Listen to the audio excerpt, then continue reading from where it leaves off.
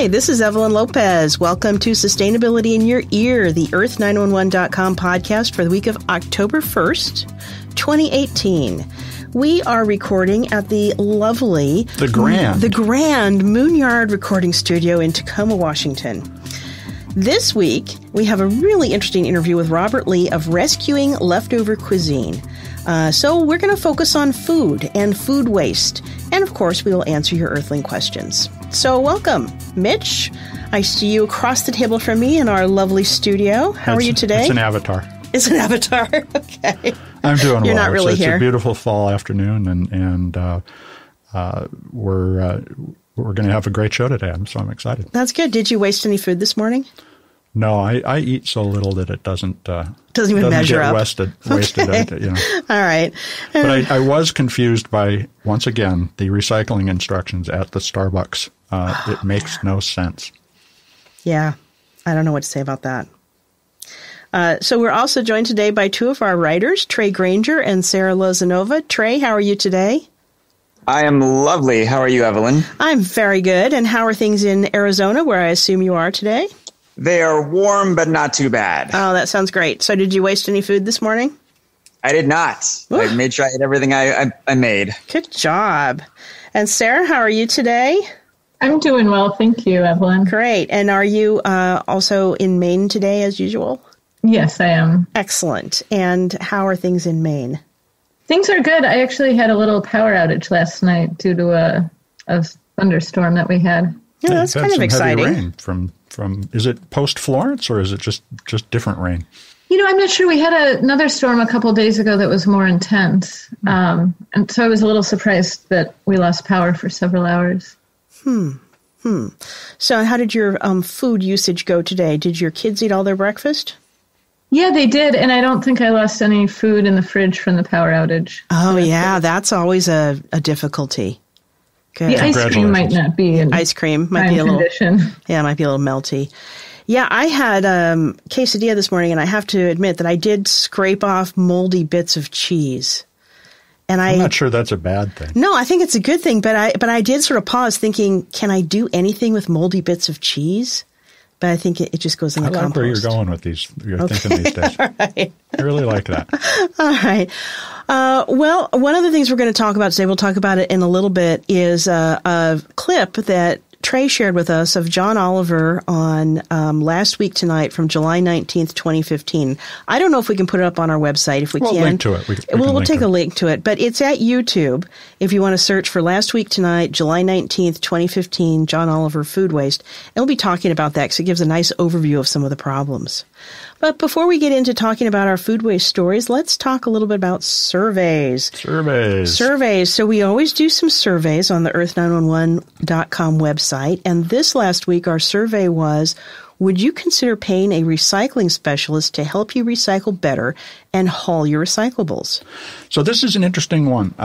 Generally, our audience splits pretty clearly, 90-10 on a lot of our issues. But here, Earthlings responded, yes, I'd pay for somebody to come help me become a better recycler and to take the recycling away at 59%. And 41% said no. So I think there's an interesting difference between our sense of commitment and our willingness to pay that we have to look at. But I also believe we did an interview with Bernie Lee from ISRI a couple of weeks ago about the value of recycling work. And one of the points he made is that it's largely hidden. It's hidden in trash processing fees.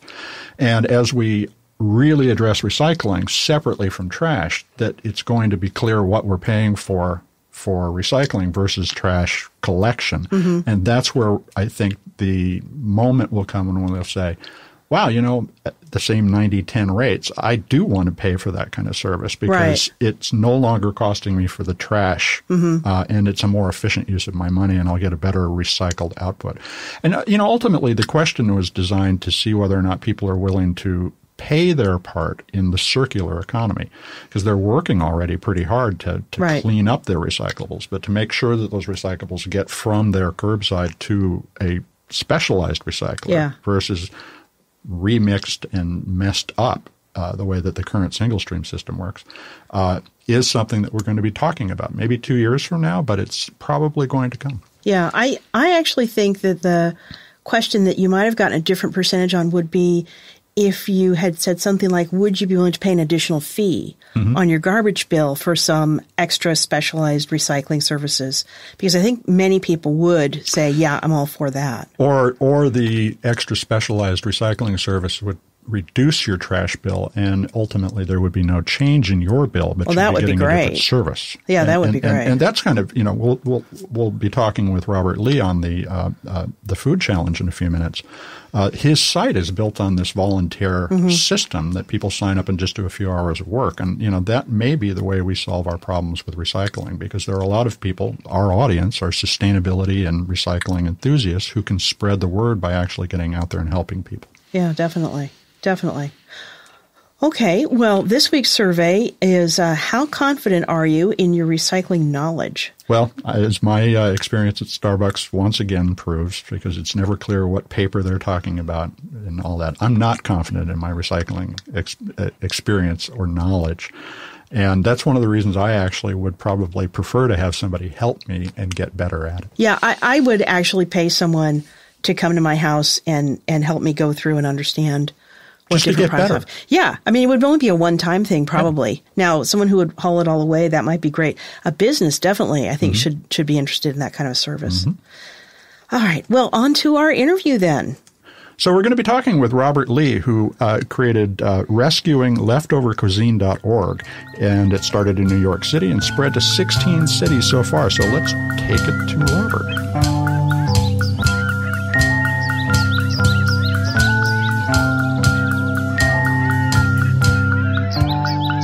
Hey, welcome back to Sustainability in Your Ear. This is our regular interview segment. We're talking with Robert Lee, who's co-founder and chief executive officer of RescuingLeftoverCuisine.org, which is a New York-based program that is currently engaged in essentially a race to raise some money. Welcome to the show, Robert. Tell us about Leftover Cuisine, or RescuingLeftoverCuisine.org, and how you got involved. Sure thing. Yeah, thanks for having me. I got involved with Rescuing Leftover Cuisine actually quite a while ago. I think, like almost 9 years ago. Wow. Was when I first kind of heard about food rescue as a concept. And then after working on a club for about 4 years during university, decided to start an organization that kind of drew on those learnings. And that's how Rescuing Leftover Cuisine came to be. Now, while you were at NYU, you were a Gates Millennium Scholar. I haven't met many Gates Millennium Scholars. What does that mean? Essentially, it's a Bill Gates-run program through the Gates Foundation that supplies full scholarships to basically first-generation students that can't pay their way through a place like NYU. So I was lucky enough to be part of that program. And, even attend NYU Student School of Business. But yeah, that was actually at NYU was where I learned about food rescue as a concept. Before then, I had always, thought and believed, as many people do, that food donation is illegal and, completely not okay to do. But, college was where I completely learned the opposite. And it sounds like college students today are generally coming out of school with this insight that there are these solutions are all possible. It's simply that we haven't had the social mores that allow this kind of giving or sharing. Exactly. So now, what are you trying to accomplish? I know you have an event at Carnegie Hall to raise some money, but you're also raising money as part of a contest to earn even more contributions toward the organization. Tell us about that. That's right. Yeah. I mean, the way our organization works, obviously it's a volunteer-run organization, and it's all kind of through this web application, Code on Ruby on Rails, that actually allows for volunteers to sign up online and do pickups on their own and stuff. And we're looking to continue to expand and grow because the concept is so scalable, because we're not looking to, get these huge trucks or get these, large vehicles to transport food from one place to another. We're just looking to expand the technology and bring it to other cities. Because right now we got started here in New York, but we're actually now having impact in over 16 cities across the nation. And, to keep up that growth and to keep up that momentum, we're looking to obviously raise some funds to bring on more people that can help bring on more food donor partners that, unfortunately still don't know that food donation is perfectly legal, but also encouraged by the government through, the IRS with the enhanced tax deductions, where companies can actually get money back for donating food. So it could be a win-win-win for everyone, and we need people on our team that can, bring on those food donor partners. So to A, expand our technology, and B, expand our team and our infrastructure, we're basically competing in this challenge, this crowdfunding challenge called the End Hunger Together Challenge, done by CrowdRise. And it's a pretty fun little thing. You can go on to basically our site, which is, let's see here, crowdrise.com/endhungertogether. And ours obviously is the Rescuing Our Cuisine one there. But yeah, it's a super fun little campaign for the next 3 weeks until October 16th. And so far we raised about $2,200 or so.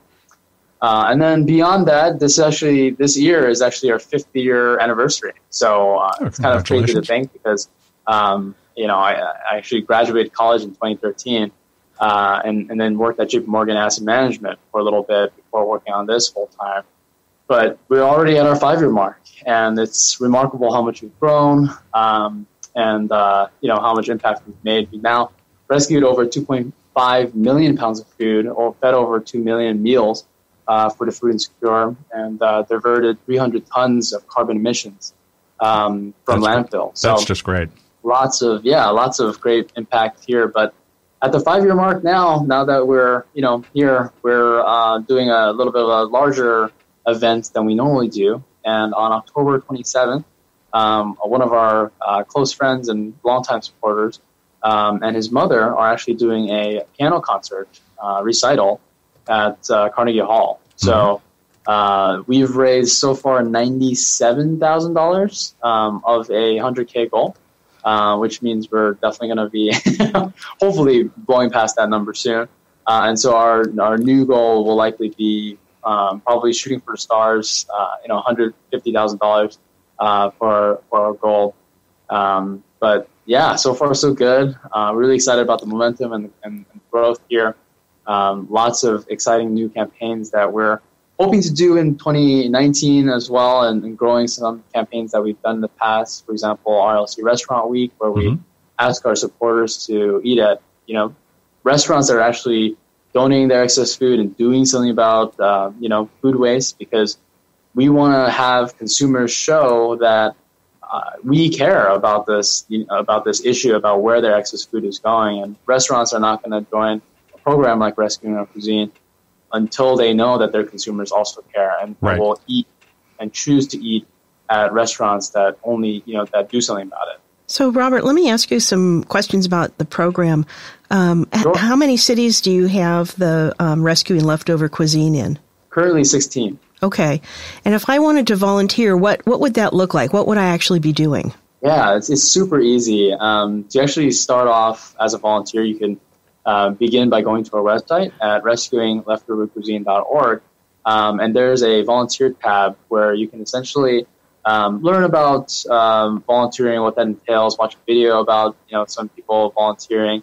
And then there's a calendar where you can actually search your location and choose whatever time slot or location you want and sign up directly online. So everything is pretty automated, where you can get the confirmation emails of where to go, who to meet via email, and you can call that person that you're going to meet and give them a heads up that you're heading over there. Okay. But you can literally do everything day of and super easily. Great. So is this something, have you sort of been reaching out to other universities and schools to see because it seems like it's the type of a volunteer opportunity that has a nice kind of low entry bar. Definitely. I mean, in some cases, sometimes it's too too easy to jump in and out. But we wanted to make it really accessible for people to contribute if they want to. And I think in a lot of cases when you try and volunteer, sometimes it's a little onerous where you have to either set aside your whole Saturday or weekend, and then go jump through a lot of hoops and orientations like that, things like that. And we wanted to basically allow people to really make an impact as fast as they want, really. And you can sign up for our event tonight, and go and rescue some food, and literally see it about to go to the garbage.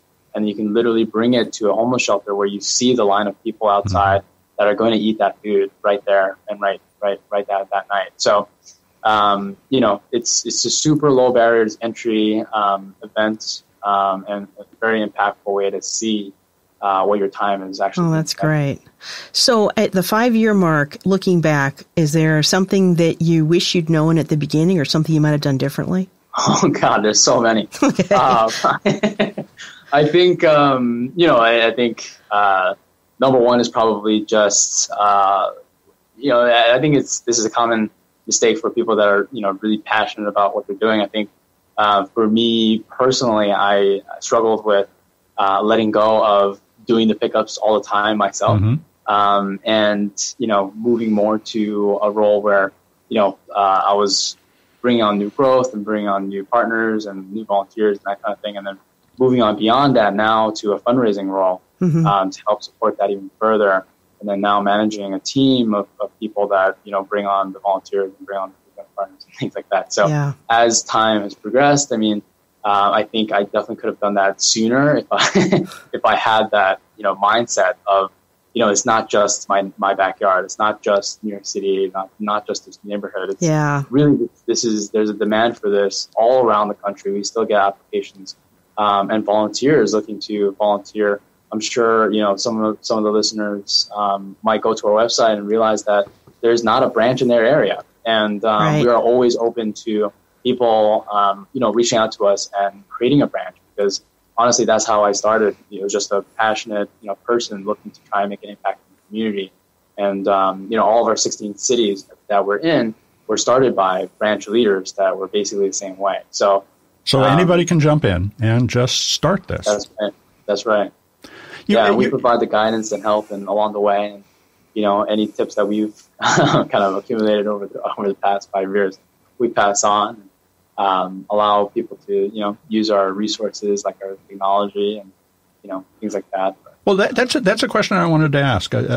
Technology is going to help us deal with a lot of our problems, and in this case, the ability to do ad hoc organization through a tool like this. How'd you get the tool funded? Did you build this as a speculative undertaking in order to see if people would do it, or did you launch this as a project with funding? Yeah, it's actually pretty funny, because when we first got started at NYU with Rescuing the Cuisine, we pitched the idea as a hybrid organization with like a for-profit component and a non-profit component. And we thought we knew what we were doing, and it turned out we had absolutely no idea what we were doing. And so we realized quickly then that it didn't matter what we thought. It mattered more really what people wanted to use and do. So it was very much a quickly, a small version of what we're doing and seeing if people would use it, and then quickly expanding on that. Because otherwise, I mean, there was some cases where we created a tool for our food donor partners, and a lot of them did not even use it. So we ended up using, more of our resources on the volunteer side and growing that more, because the food donor side, it was much easier to just automate, even to the point of not even using technology, where we can say, hey, we'll be there every single night at this time. You don't even have to tell us. We'll just be there. You just have to prepare the food for us, package it, put it there on your counter, and we'll be there. So, in a lot of cases, even if we created the technology where they could push a button to tell us, it would be a waste. So very much an iterative process. That's great. So learning on the fly is the way that we solve our problems these days. Robert, how do people tell us where people can go to get involved right now? Yeah. Number one way is through our website, rescuingleftcuisine.org. On the very homepage, you'll see our tickets to our Carnegie event. And then as you explore the site, you can volunteer, you can donate, you can help us out on the End Hunger Together Challenge. But always remember, every single little tiny bit helps.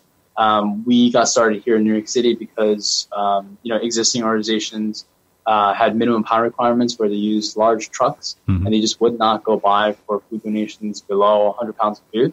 And we decided that, even 50 pounds of food, even, 15 pounds of food can feed a large amount of people. Actually, like 15 pounds can feed 10 people. And to us, all of that matters. And same thing happens for donations. A $10, $15 donation doesn't sound like a lot, but for us, we're really built on the crowdsource, the smaller actions that build up to a huge, huge amount. So always keep that in mind, and feel free to sign up for our newsletter to keep updated. Well, Robert, thank you very much for joining us on Sustainability in a Year. I hope you come back and tell us how it worked out and tell us about your next project. So, folks, please visit rescuingleftovercuisine.org. Robert, thanks very much. And also, I'll say, don't forget, there is this wonderful recital at Carnegie Hall on October 27th. Yes. Great. Thanks, Robert. Great. Well, that was really interesting. And I think, again, that recital in Carnegie Hall, that should be a really good event. So next up, we have our stories from our Earth911.com website. But first, I wanted to talk a little bit about that John Oliver video. I think we all watched it, and some of the stats that came out of it I thought were really significant. Yeah, and one of the things that's probably most significant about it is that even though that's a 2015 program, a lot of the data is exactly the same. Yeah, it's been really consistent, hasn't it? So we're not making improvements. No, and what we're talking about is 40% of all of the food produced in the U.S. never gets eaten. That's almost half of everything that's made and grown doesn't get eaten. It's actually a little higher than that. As we've gone further down the path, we waste even more food. Amazing. And the difficulty, I think, with that is that so many people, almost 50 million people in our country, live in food insecure households, which means, at some point in the year, they're not sure if they can put food on the table for themselves and their kids. Even though we're throwing away $165 billion or more dollars worth of food, which is astonishing. Yeah. And then add to that, the waste issue, that the food, you may think it's biodegradable, but because of the way our landfills work, it really isn't. In fact, it just breaks down into methane. Well, and the other thing is that the wet recycled, the wet compost stuff that we pick up being all mixed up, meat and other things that are vegetative makes it impossible to really compost all of that in the first place. So that's what leads to the methane as compared to a good compostable result. And again, this goes back to what we do with our recycling and our food at the end of our use of it. First off, we buy way too much of it. Right. I should say that. But if we had a system where you took your maybe like we do, compost, and put your organics in that and separated out the meats, then we would be consistent about our own home composting, and the business that picks up your stuff could also be better about treating it appropriately. Yeah. But because we don't think about the people who could be using this stuff, we think about it as waste instead of useful nutrition. Right. That's the missing link, I think, in the way we look at our food supply. I think so. So we have a number of stories on our Earth911.com website that talk about different issues of food waste, and I thought we'd talk about several of them. The first one is about how your city handles food waste. And Sarah, did you want to talk about that? Yeah, so there was an interesting study that was conducted by Save on Energy, and they examined which of the top 25 most populated cities in the U.S. have mandated food waste reduction programs. And it actually turns out it's surprisingly few. Only at the time that this was released, only 9 of them actually had food waste reduction programs in place. And what's interesting is in the study, they create a map And all of the cities, with the exception of Austin, Texas, are in the Northeast or on the West Coast. Mm-hmm. And many of the programs are centered around composting, mandated composting programs. And many of them involve commercial food producers or restaurants. Mm-hmm. So why do you think Austin and Dallas are two big leaders in investment and sustainability? Why do you think they went the different direction? Austin has the mandatory program and Dallas has voluntary. Is that simply a characteristic of the locality, or are they taking really distinct paths and that justify different approaches to mandated programs? Yeah, the city of Austin actually voted unanimously for a city ordinance that requires all large restaurants, to separate compost by 2016, and then smaller ones by 2017. So it might just be a cultural difference where there's more emphasis being placed on this issue. Well, definitely the hill countries in Texas are a lot more active about this. They tended to be a little more liberal in the past, and I think that carries over. You know, it's interesting. Dallas is we're working on another story about mandated versus voluntary programs, and Dallas is way behind in its goals for starting to reduce apartment waste. They've only achieved 10% of their goals, even though they wanted to be at 100% by 2020. Yet Austin apparently is doing a much better job because it's mandated that they force people into it, or rather they all opted in. That's an interesting change. Now, you're up in the Northeast. There are several of these. Are you seeing any more activism in Maine and New England around adding this kind of program? Not that I'm aware of. And the programs that I think you're referring to are in Boston, New York, and Philadelphia. So I'm a little bit removed from that sphere of influence. But there are some local programs around food waste. They aren't mandated programs, but in my town, there's quite a few programs that help support the local food kitchen, and there's farm programs that donate food to the food pantry and things like that. Mm-hmm. Well, you had another story called Food Rescue Program Fights Food Waste Intelligently. That's for you folks listening at home if you want to type it out, but it's at Food Food for Free is the slug on the article. Tell us about that. That's a different approach, but one that is much more attuned to what, for instance, saving the cuisine is about as well. Yeah, so this article highlighted an initiative that's going on by an organization called Food for Free.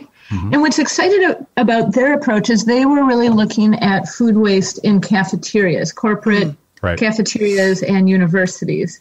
And a lot of this food is healthy. It's not past, it's safe to consume. Yet at the end of the day, it was getting thrown out. And so they created a system where this food could be put into bags and then distributed through homeless shelters or school programs, with people that were food insecure. But one of the things that is so inspiring about it is they're also healthy foods, with fruits and vegetables and things like that. So it also supported the organization's belief in really distributing healthy foods and kind of the addressing the obesity epidemic as well. One of the things I thought was interesting, in the John Oliver bit that we looked at, he focused a little bit on restaurants getting tax incentives in order to go out and redistribute their unused food. But what I see far more of are these smaller, sometimes not so small, but not-for-profits that are starting up to try to get out into the communities and pick up the food and redistribute it to, as Sarah said, to your homeless shelters or to food pantries and things like that. Well, and so there are big national programs like Feeding America, which are doing a great job of getting chains involved. And but I think, like Robert in the interview and what Sarah's talking about, are much more important at a local level, which are, you'd almost call them ad hoc food sharing networks, ones that aren't necessarily fixed, but because people can step in and if there is waste one day and not the next, it isn't a crisis for the entire system. So the distributed model is, I think, the way we start to solve this problem at the interpersonal level. Yeah.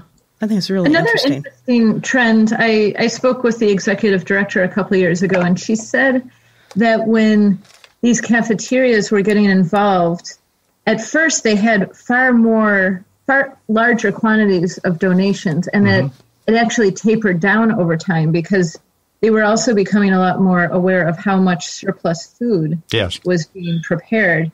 So in some ways, too, to a small extent, they're almost putting themselves out of business because then they're helping to draw attention to the surplus food, and then less food is actually prepared. It's interesting. I'm a former Microsoft employee, and the when I was there 5-6 years ago, the food helpings were massive, and I just happened to have eaten at one of the cafeterias last week with a friend, and the portions are much smaller now. Oh, that's smart. And there are a lot fewer people suffering from what we called the Microsoft spread, the 50 pounds you put on when you started working at Microsoft, because you sit in your chair and they bring you food. Right. But your point, Sarah, is well taken, and that is that just by beginning to do this, these restaurants and cafeterias start lowering their food costs and their food waste overall, which has a secondary benefit for people who need the food, which is that there is more supply and theoretically could be a lower price. Also, they don't get leftovers. Right. But we still need that active program at the edge of the food chain that gets the food from people who do have it to people who don't. Yeah. Well, I think just it's sort of encouraging people to think of your food and uneaten food as a commodity is very helpful. Well, so these are really good stories, Sarah. Very helpful in sort of looking at how food is being dealt with. But let's suppose you wanted to start your own assessment of what your food waste profile, your food waste footprint looks like. Trey, why don't you tell us about, the stories you've been doing on, a home waste audit. You've audited, and it's on our website right now. You've audited your waste. Now what? And particularly with regard to food, what did you find, Trey, and how can people look at their food waste and do an assessment?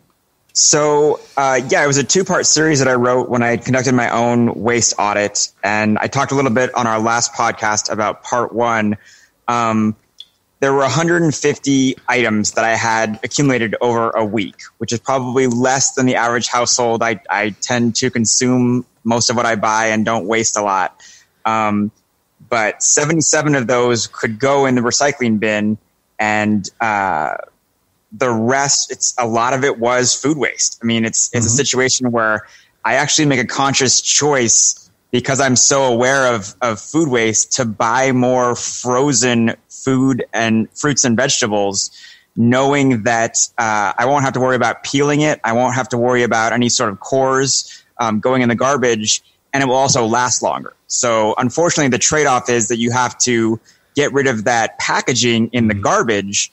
But to me, that's a trade-off I will make in order to have less food waste produced. And so what is some of the, what type of food waste did you encounter, given that you are pretty careful about this? But what were areas that you thought, oh, okay, I need to figure out what to do about that? Yeah, there were definitely some that I do buy fresh. I buy tomatoes and onions and things that I put in salads. I'll usually make those fresh purchases. And as a result, anytime you're peeling those items, I would just throw the remains. Instead of putting them on the garbage disposal, I put them in the garbage. But in general, it's try to get as much of it not developing into food waste as possible. And so I'm curious, were you putting them in the garbage because of your waste audit, or do you normally put them in the garbage rather than the garbage disposal? No, I always put them in the garbage. I'm kind of fearful about putting in the garbage disposal because that tends to make them go out quicker. And I'm always trying to be conscious about trade-offs of the environment. Is it better for me to have a garbage disposal go out sooner and then have to be replaced and recycled than put some minor food waste in a landfill? Unfortunately, I don't compost at home. I know I should. I'm just not much of a gardener, so there's nowhere I would be able to put the material. But I definitely recommend people. There's a lot of great content on Earth911 about starting your own compost program. it's a great way to divert that food waste. Yeah. And there's some interesting new compost technologies that I've seen.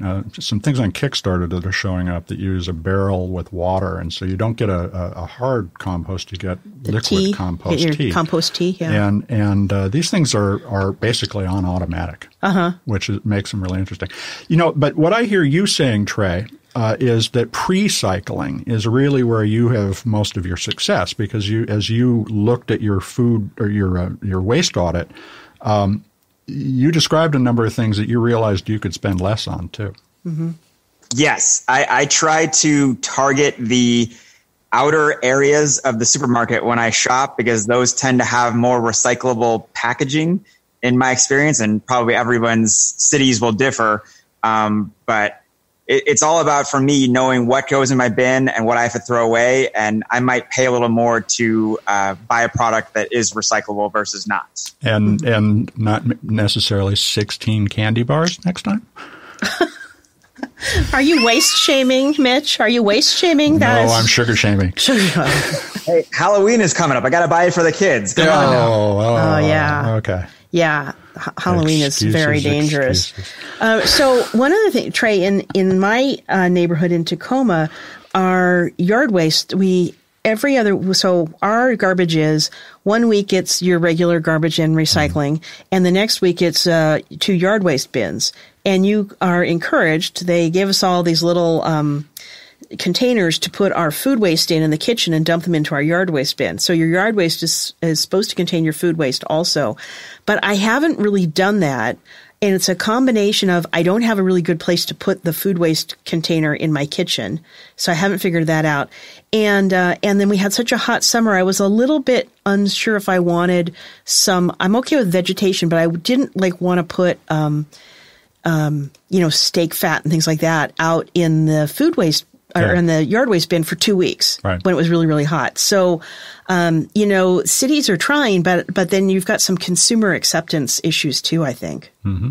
It's all about what our preferences are, and the fact that our preferences are based on a set of expectations that no longer hold. Yeah.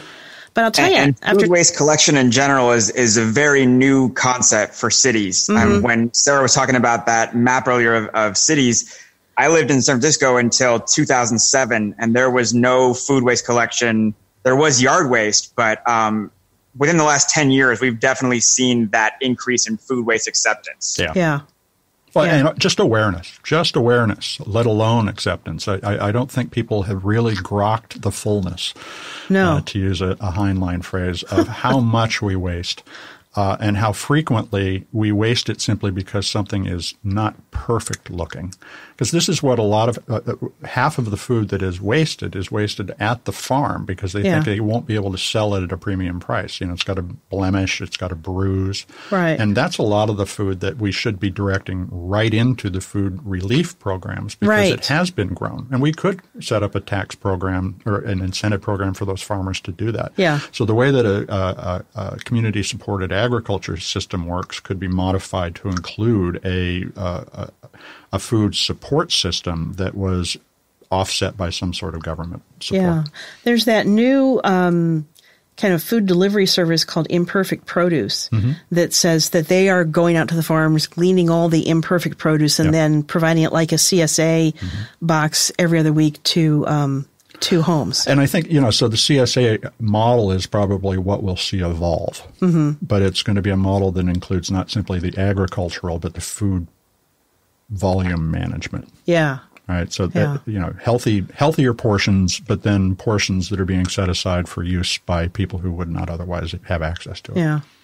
Well, I know some communities too have gleaning programs where people will come around and pick your apples off the tree or your pears off the tree and then take them to the food bank. So that's a positive. But again, all of these things, even though I live in a place where there's a lot of that going on, I still see a lot of apple trees with, apples on the ground. So it's always a process of encouraging. My pear tree produced exactly 1 pear this year. Really? But otherwise I would be sending some for donation. You can't eat all those one pears.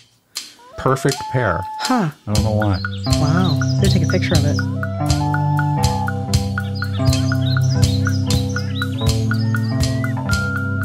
So our next story is 5 easy tricks to reduce food waste. And the thought process here was like, okay, you sort of know what resources are available in your community.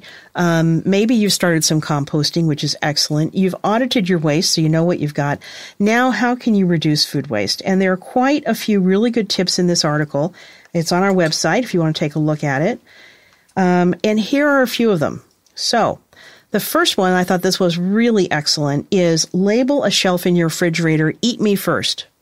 So set aside one of your drawers, label your eat me first, and make sure you put the things in there that are going to be expiring or wilting in the near future. And then, really encourage your family members to go to that drawer and use them up. And it would be helpful to me because then if I'm cooking dinner, I sort of know which groceries do I need to make use of first. And this is actually something that we do at my house. Surprisingly enough, this is one of our more advanced, forward-thinking things. We have an Eat Me First drawer. But you know what the problem is? That the drawer is deep enough that things get pushed back. Oh, yeah. Right? So you have to sort of curate your Eat Me First drawer, too. Yeah. That's what I found. Well, and sometimes there's something in there like sort of an unhappy-looking zucchini that probably you just don't want to eat. Yeah, well, that's keep why passing you it need. by. That's curation. I see. Okay. You pick out the rotting zucchini. Yeah. So the second tip is also good, and it's freeze it. Mm-hmm. And this is one where the author says, if you're getting near the expiration date, especially on something like yogurt, instead of just sort of deciding that you've got to eat yogurt for the next 3 meals, take the yogurt out of the fridge, pop it into ice cube trays, and freeze it, and then keep it in a bag in your freezer, and you've got really great ingredients for smoothies if you're a smoothie maker. Well, and the other interesting one was extra pasta sauce freezes. So if you've used half a jar and you're going to not make spaghetti for a while, toss the other one in the freezer and it'll be good. Yeah, I thought that was a really great idea. I never really thought about freezing opened jarred food before. I never would think of that. No. Leftover fruit, she says she cuts it up and freezes it on cookie sheets. And when I say she, I should give credit to the author. The author is a Madeline Somerville, and this was on our website September 13th, 2018, was updated from a story from 2016. And the next tip also I love, and that is soup for you. Save all of your bits, and you can make a soup broth from all your vegetable, carrot tops, celery stalks, onion pieces, tomato bits, just about anything you have left over. I like to make a curry soup. Really? Yeah, with onions, carrots, potatoes. It comes out very nicely. Oh, that would be great. Yeah. So it doesn't require meat stock. Oh, yeah. Okay. So it just you just cook the soup all together. You don't have to worry about a stock. Mm-hmm. So if you are making a stock, it's really easy. It's basically just a large pot of water, throw all your bits in, and simmer it for 2 to 3 hours, and you're going to end up with a really great smooth stock. It's a soup stock. It's a soup stock for a smooth soup. For a smooth soup. The other idea was the smoothies that we mentioned. Mm-hmm. And then there's also an app. Have you looked at this app? I haven't looked at this app. Olio is, which by the way is the Italian word for oil, is a food sharing app, and it's pretty cool. So it is a local Craigslist-like way of advertising that you have some food available. Now that doesn't mean after dinner necessarily. It also could be you're growing a lot of bok choy, which is one of the examples here in the screenshot, and you've got too much produce. So find somebody locally who would like some of it. Yeah, that happens a lot also on Nextdoor. So it isn't necessary to go get the Olio app to do it. But if you watch Nextdoor or use Olio, and I'm sure there's some other options, there are a lot of ways to start sharing the excess you have locally. Oh, that's a great idea. But, like we were talking about with Robert earlier, these tools, what they do will allow us to be more efficient by tracking things better, and because we're going to be able to look at the data about how food is managed at greater detail over the course of the next 20 years.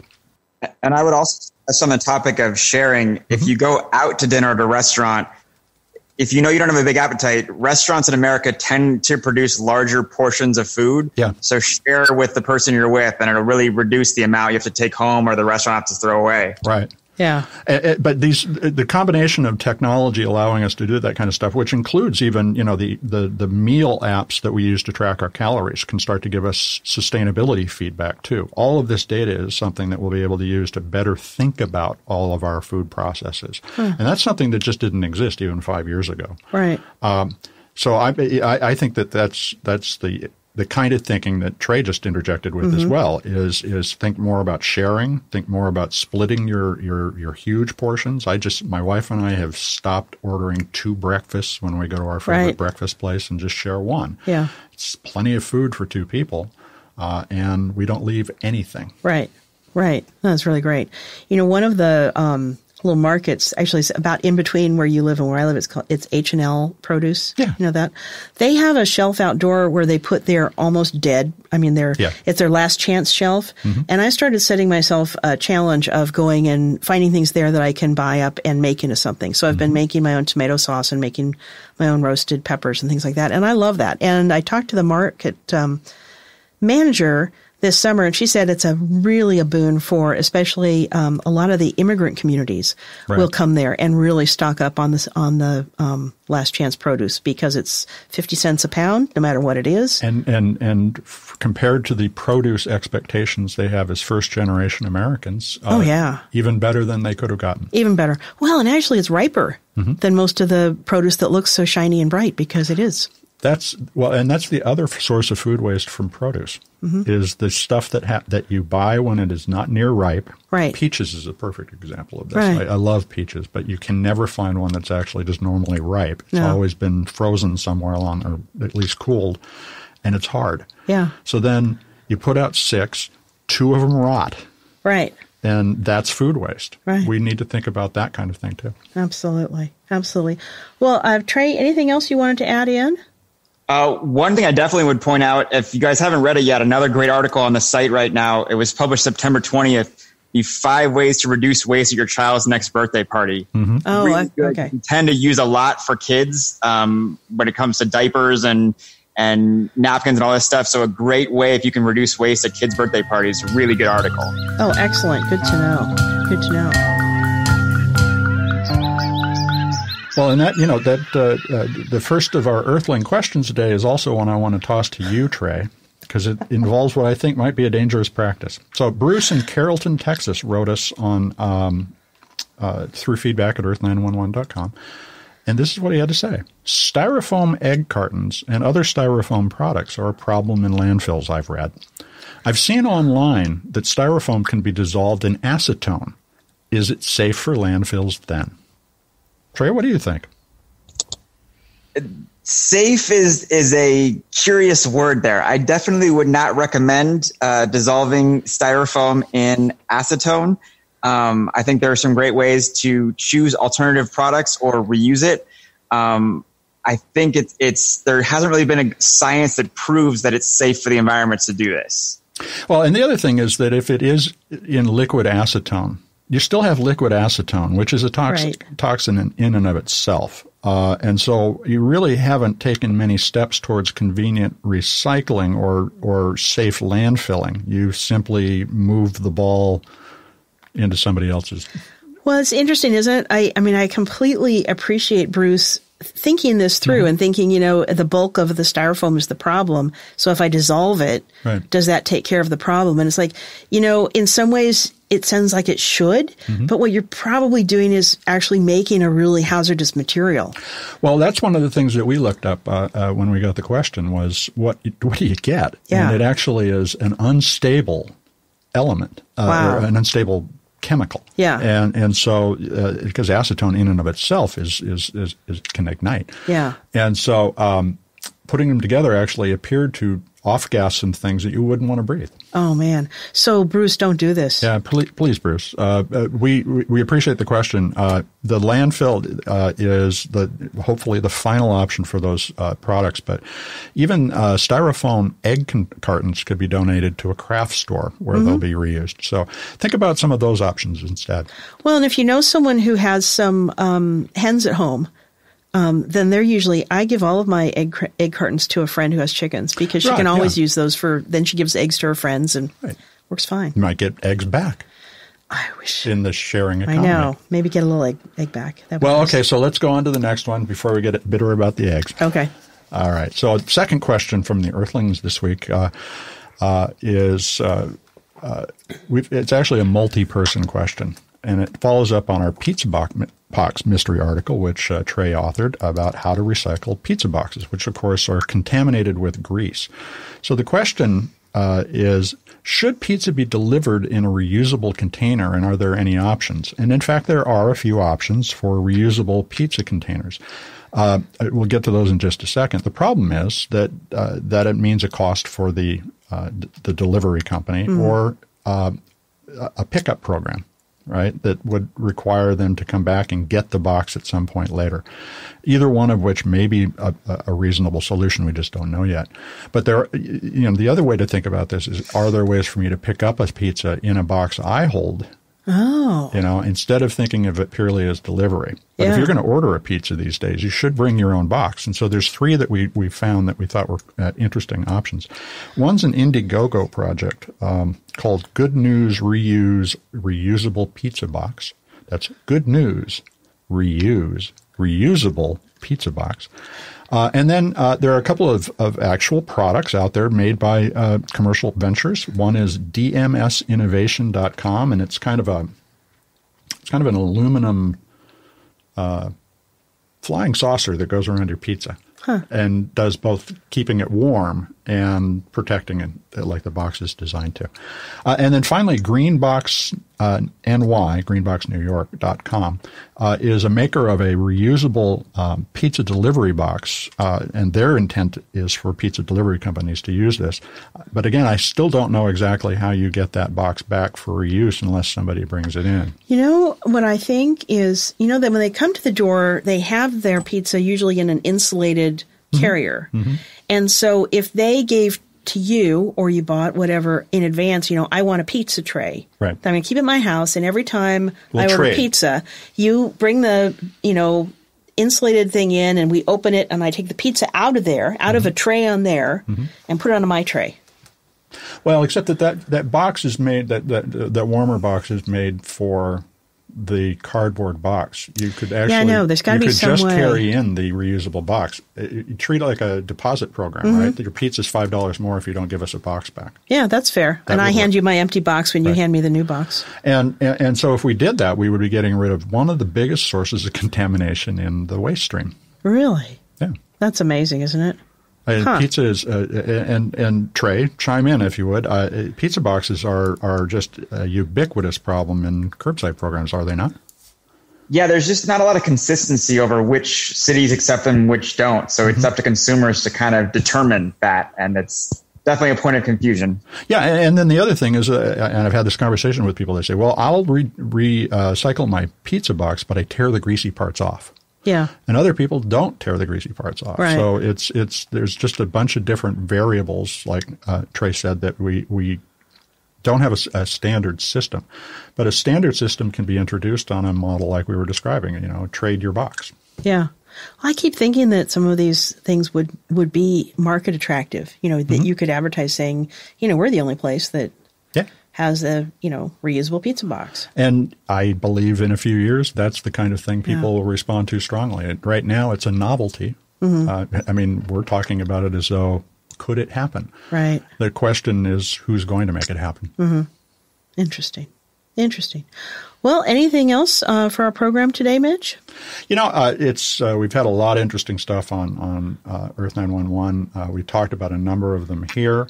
But I'd also there's a new interview up on the site about a compostable faucet water filter made by a company in the UK called Tap Water. And so, when you replace your filters in a Brita or a Culligan today, there's plastic in that that doesn't break down. Their cartridges are completely compostable. So they'll break down in an industrial compost pile in a few weeks. They've even tested them in flower pots, and they'll start to break down. They're slower because, of course, flower pots don't get hot. And then the body of the faucet thing that screws on is about 76% recyclable at this point. So there's some really interesting elements to a product that is designed to fall apart when you don't need it anymore.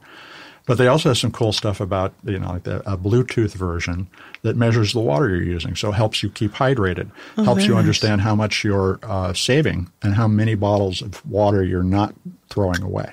So again, data making us more aware, and a product that is starting to be, completely responsible in terms of its end-to-end life. Excellent. Excellent. Trey, anything else you want to cover before we end this week? No, I think we got some great stuff on food waste today. Okay. And I should note, Sarah had to step off and go pick up her kids from school. So that's it for us. Thanks, everyone. If you have any thoughts or suggestions, you can send us an email to feedback@earth911.com. And you can always find us on iTunes, SoundCloud, Spreaker, iHeartRadio, YouTube, and at our Earth911.com website. There's no shortage of places to find us. You can find us anywhere. Yes. We'll see you next time. Take care, folks.